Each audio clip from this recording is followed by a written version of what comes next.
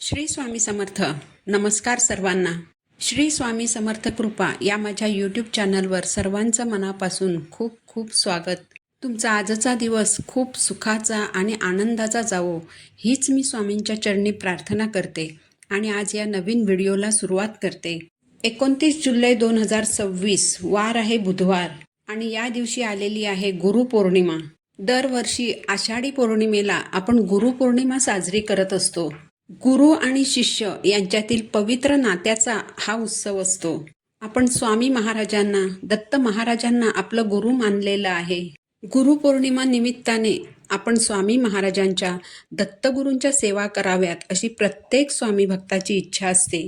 कारण आत्तापासून ते गुरुपौर्णिमेपर्यंतच्या काळामध्ये आपण ज्या काही सेवा करतो तर त्या खूपच प्रभावी ठरतात आणि लवकर फलद्रूप होतात.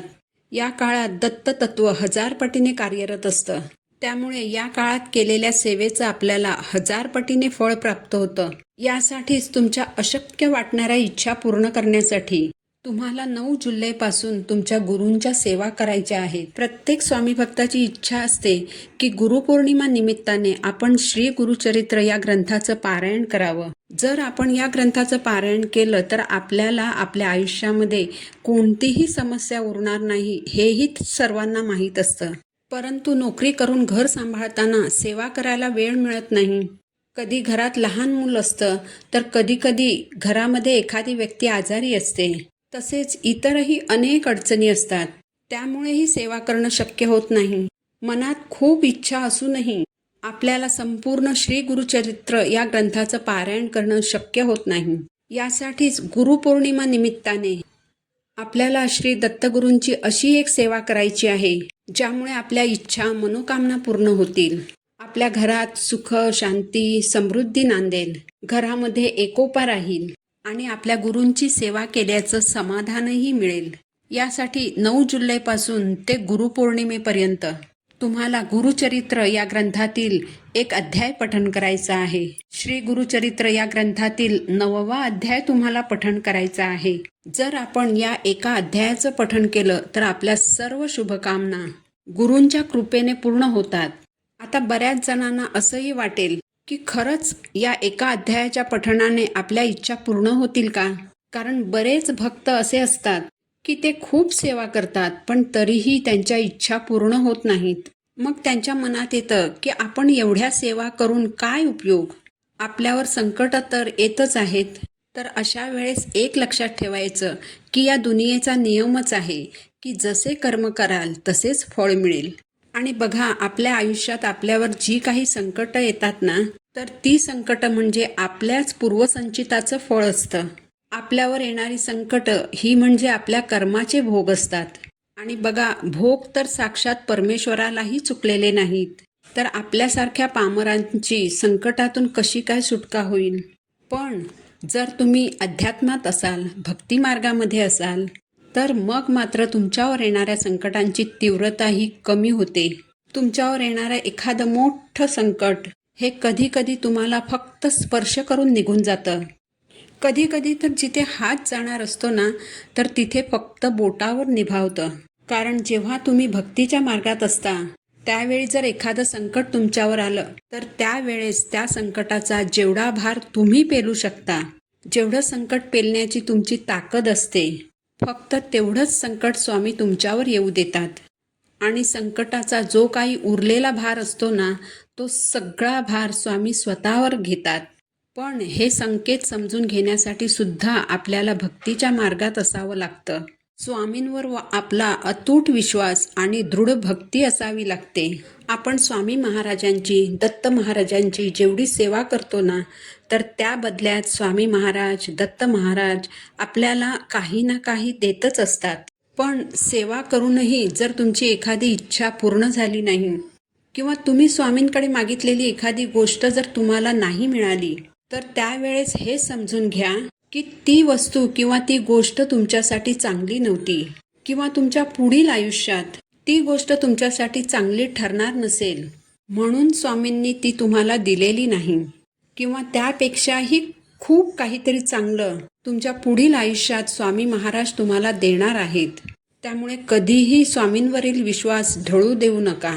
स्वामी महाराज, दत्त महाराज तुमच्या सर्व इच्छा मनोकामना नक्की पूर्ण करतील. फक्त स्वामींवर विश्वास ठेवा. तुम्ही करीत असलेल्या सेवांवर विश्वास ठेवा आणि 9 जुलैपासून श्री गुरुचरित्र या ग्रंथातील 9व्या अध्यायाचं पठण करायला सुरुवात करा. या 9व्या अध्यायामध्ये जे वर्णन केलेले आहे त्यानुसार एका परिटाने श्री दत्तगुरूंची सेवा केली होती. त्या सेवेने प्रसन्न होऊन दत्तगुरूंनी त्या परिटाला राजवैभव प्राप्त करून दिले होते. याचाच अर्थ असा की या अध्यायाच्या पठणाने भौतिक सुखांची प्राप्ती होते. आता या अध्यायाचं पठण कोण करू शकतं? तर बघा, या अध्यायाचं पठण कोणीही स्त्री अथवा पुरुष अथवा मुलं मुली या अध्यायाचं पठण करू शकतात. याचबरोबर हा अध्याय पठण करताना कोणतीही पूजा मांडणी करण्याची आवश्यकता नाही. मात्र तुमच्या देवघरात श्री दत्तगुरू किंवा स्वामी महाराजांची मूर्ती अथवा फोटो असणं मात्र आवश्यक आहे. आता ही सेवा संकल्पयुक्त करायची असते का? तर बघा, ही सेवा तुम्ही संकल्पयुक्त करू शकता किंवा संकल्प न करताही करू शकता. जर तुम्ही संकल्पयुक्त सेवा करणार असाल तर सर्वप्रथम संकल्प करायचा आहे.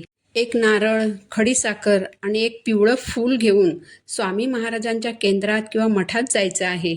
किंवा मग तुमच्या जवळपास जर दत्तगुरूंचं मंदिर असेल तर तिथेही तुम्ही जाऊ शकता. तिथे गेल्यानंतर सर्व वस्तू स्वामी महाराजांच्या, दत्त महाराजांच्या चरणी अर्पण करायच्या. तुमची इच्छा सांगायची आणि माझ्याकडून सेवा पूर्ण करून घ्या अशी प्रार्थना करायची आहे. मी सेवा करणार आहे असं कधीही म्हणायचं नाही, कारण या वाक्यात अहंकार येतो. म्हणून जी सेवा तुम्ही करणार असाल ती सांगायची आणि माझ्याकडून ही सेवा पूर्ण करून घ्या अशी स्वामी महाराजांना, दत्त महाराजांना प्रार्थना करायची आहे. तुमच्या देवघरात स्वामी महाराजांचा किंवा दत्त महाराजांचा फोटो असेल तर देवघरासमोरही तुम्ही संकल्प करू शकता आणि नारळ, खडीसाखर महाराजांच्या फोटोसमोर ठेवू शकता. जर तुम्ही संकल्पयुक्त सेवा करणार असाल तर सेवा करण्याच्या वेळेचं बंधन पाळायचं आहे. संकल्पयुक्त सेवा करताना सकाळी लवकर उठून नित्यकर्म आटपून देवघरातील देवांची पूजा करायची आहे. त्यानंतर दत्तगुरू अथवा स्वामी महाराजांसमोर आसन घेऊन बसायचं आहे. सर्वप्रथम स्वामींना मुजरा करायचा आणि आपली समस्या सांगायची आणि त्यानंतर 9व्या अध्यायाच्या पठणाला सुरुवात करायची आहे. आता ही सेवा करताना नियम कोणते पाळायचे आहेत ते जाणून घेऊया. सगळ्यात महत्त्वाचा जो नियम आहे तो म्हणजे सेवा करत असेपर्यंत मांसाहार पूर्णपणे वर्ज्य करायचा आहे. पण घरातील इतर सदस्यांसाठी जर मांसाहार शिजवावाच लागणार असेल तर सकाळी लवकर उठून सर्वप्रथम सर्व सेवा करून घ्यायची आहे आणि त्यानंतर तुम्ही मांसाहार शिजवू शकता. पण सेवा करणाऱ्या व्यक्तीने मात्र चुकूनही मांसाहार करायचा नाही. हा एक नियम अगदी कटाक्षाने पाळायचा आहे. याचबरोबर जर एखादं व्यसन असेल तर ते देखील पूर्णपणे बंद करायचं आहे. ही सेवा करताना शक्यतो परान्न घेणं टाळायचं आहे. पण जर परान्न घेण्याची वेळ आलीच तर अन्न ग्रहण करण्यापूर्वी 3 वेळा गायत्री मंत्राचा जप करायचा आहे. दत्त महाराजांची क्षमा मागून मगच अन्न ग्रहण करायचं आहे. श्री गुरुचरित्रच्या मोठ्या ग्रंथाचं जेव्हा आपण वाचन करतो त्यावेळेस जे कडक नियम आपल्याला पाळावे लागतात, जसं की कांदा लसूण खाऊ नये, गादीवर झोपू नये, सोफ्यावर खुर्चीवर बसू नये, हे नियम मात्र या सेवेला लागू होत नाहीत. फक्त दुपारी 12 ते 12:30 या वेळेत या अध्यायाचं पठण करायचं नाही. मासिक पाळी किंवा सुतक किंवा विटाळ आल्यास तेवढे दिवस सेवा बंद करावी. त्यानंतर सेवा पुन्हा चालू करावी. जर आपण श्री दत्तगुरूंच्या चरणी अतूट विश्वास ठेवून श्रद्धापूर्वक अंतःकरणाने आणि एकाग्र चित्ताने या 9व्या अध्यायाचं पठण केलं तर बघा, नक्कीच तुमचं आयुष्य एखाद्या राजासारखं होईल. ही सेवा करताना या सेवेमध्ये आपल्याला खंड पडू द्यायचा नाही. म्हणजे एक दिवस सेवा केली आणि दुसऱ्या दिवशी सेवा केली नाही असं आपल्याला करायचं नाही. तुम्ही नामस्मरण देखील करू शकता. नामस्मरण करत असताना 3 अगरबत्ती लावायच्या आहेत. ब्रह्मा, विष्णू, महेश यांचं प्रतीक म्हणून या 3 अगरबत्ती लावायच्या आहेत. त्यानंतर श्री गुरुदेव दत्त या मंत्राचा 108 वेळा जप करायचा आहे. मंत्र जप झाल्यानंतर अगरबत्ती जर संपूर्ण संपली असेल तर त्याची उदी, राख, रक्षा किंवा अंगारा जे जमा झालं असेल ते एका डबीत साठवायचं. जर घरात एखादी आजारी व्यक्ती असेल किंवा एखादी घाबरणारी व्यक्ती असेल तर उदीची एक छोटी पुडी बनवून त्या व्यक्तीच्या उशीखाली ठेवा. थोडी रक्षा घरात चारही बाजूंना फुका. घरातील सर्व व्यक्तींच्या कपाळाला लावा. मुठभर रक्षा तोंडात टाका. बघा, तुमच्यावर आयुष्यात कधीही कोणतीही संकटं येणार नाहीत. ही माहिती जर तुम्हाला आवडली असेल तर व्हिडिओला लाईक करा, चॅनलला सबस्क्राईब करा. पुन्हा भेटू नवीन व्हिडिओसोबत. श्री स्वामी समर्थ.